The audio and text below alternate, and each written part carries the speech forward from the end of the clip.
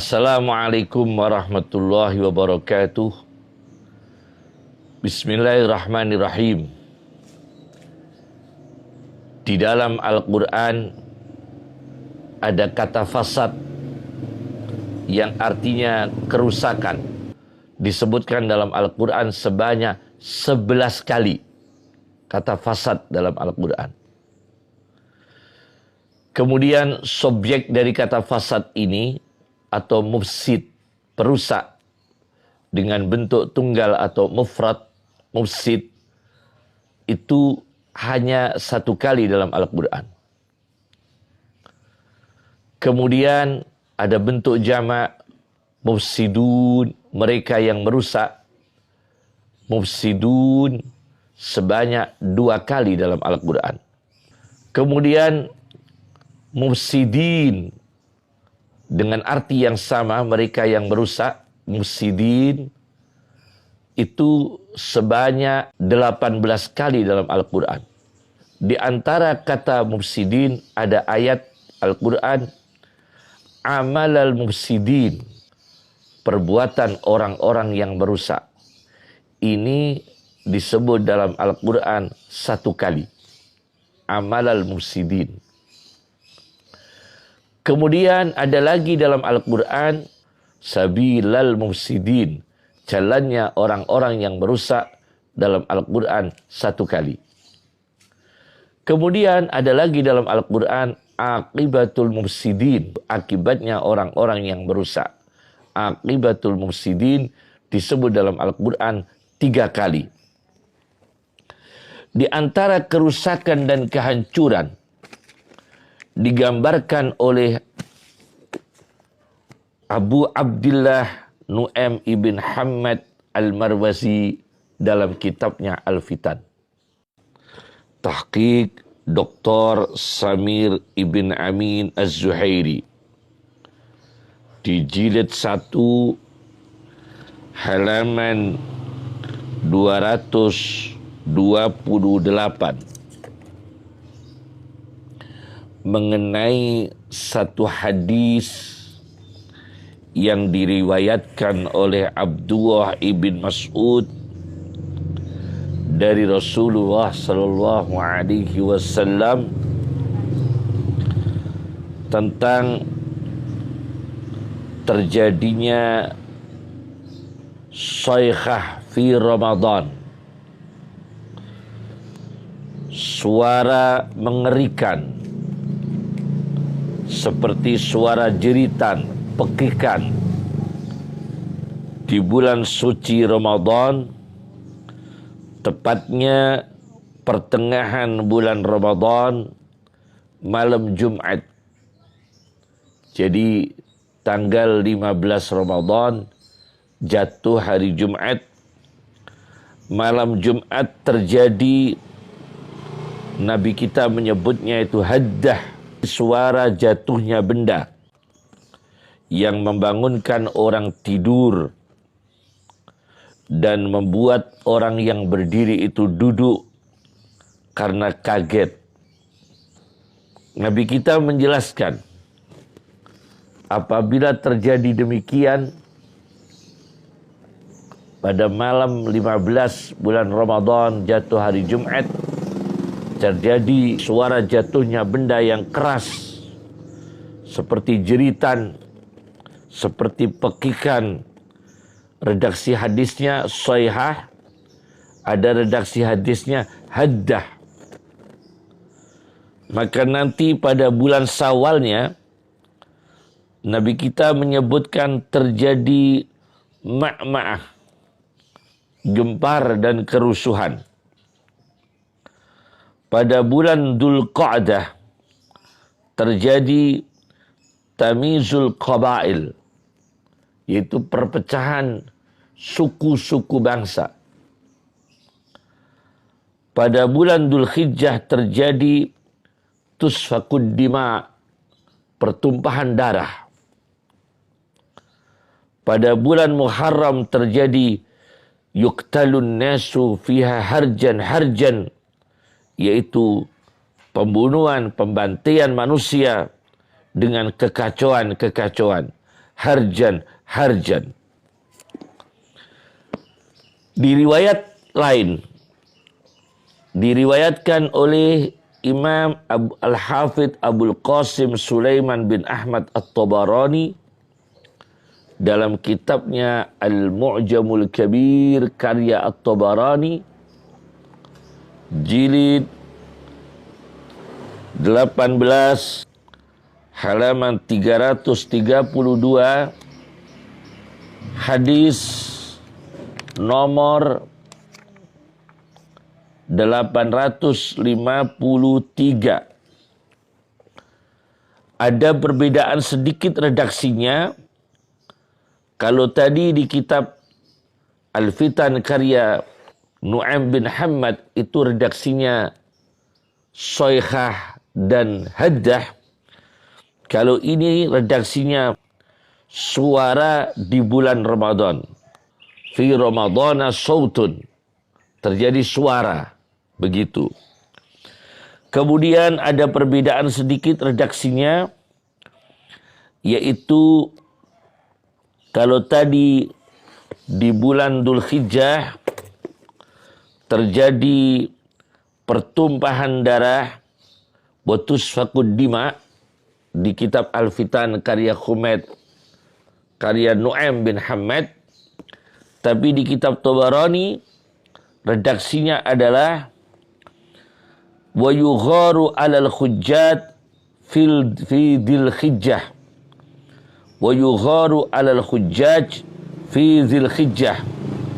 Terjadi penyerbuan kepada jamaah haji bulan Dzulhijjah. Jadi ada perbedaan sedikit redaksinya. Nah, yang riwayat Tabarani ini mendapatkan tanggapan, analisis riwayat Tabarani. Ada analisis dari Imam Nuruddin Ali bin Abi Bakar Al-Haysabi dalam kitabnya Majma'uz Zawaid wa Manba'ul Fawaid jilid 7 dengan nomor hadis 12.373. Imam Al-Haythami menukil dari riwayat Tabarani. Riwayat Tabarani di situ ditemukan rawi bernama Abdul Wahab bin Duhaq. Dan Al-Haythami mengatakan wahwa matruk. Rawi Abdul Wahab bin Duhaq ini ditinggalkan riwayat hadisnya. Artinya tidak diakui. Abdul Wahabi ibnu Duhaq wahwa matruk. Ditinggalkan hadisnya. Ini menurut Al-Haythami. Kemudian ada riwayat yang lain dari Imam At-Tabarani yang dari kitab Al-Mu'jamul Awsat. Imam Tabarani dalam kitabnya Al-Mu'jamul Awsat jilid 1 halaman 230 nomor hadis 516. Di sini ada perbedaan sedikit. Wa fi Dzulhijjah yuslabul hajj. Pada bulan Dzulhijjah dirampok jamaah haji. Jadi kalau di kitab Al-Fitan karya Nu'aim bin Hammad pertumpahan darah, At-Tabarani dalam kitabnya Al-Mu'jamul Kabir, wa yugharu, penyerbuan terhadap orang haji. Kemudian di kitab Al-Tabarani dalam kitabnya Al-Mu'jamul Awsat, yuslabul hajj, terjadi perampasan, perampokan terhadap jamaah haji.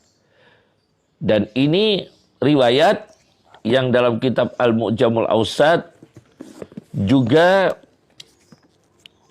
mendapatkan analisis dari Imam Al-Haythami dalam kitabnya Majma'uz Zawaid wa Manba'ul Fawaid, jilid 7 halaman 604, riwayat yuslabul haju pada bulan Dzulhijjah, jamaah haji dirampas.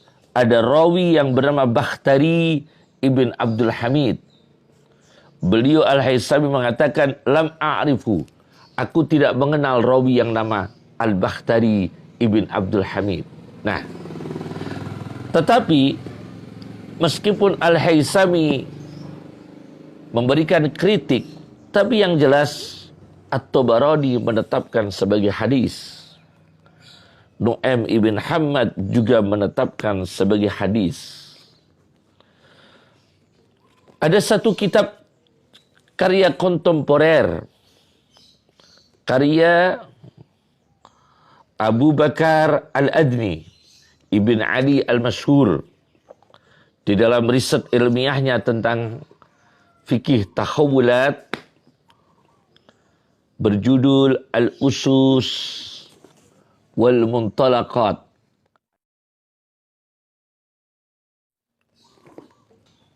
Di halaman 251-252 tentang hadis-hadis peristiwa Ramadan, beliau mengatakan ini pernah terjadi pada zaman Sultan As-Sufyani. Ini juga sama dengan riwayat kitab Al-Fitan,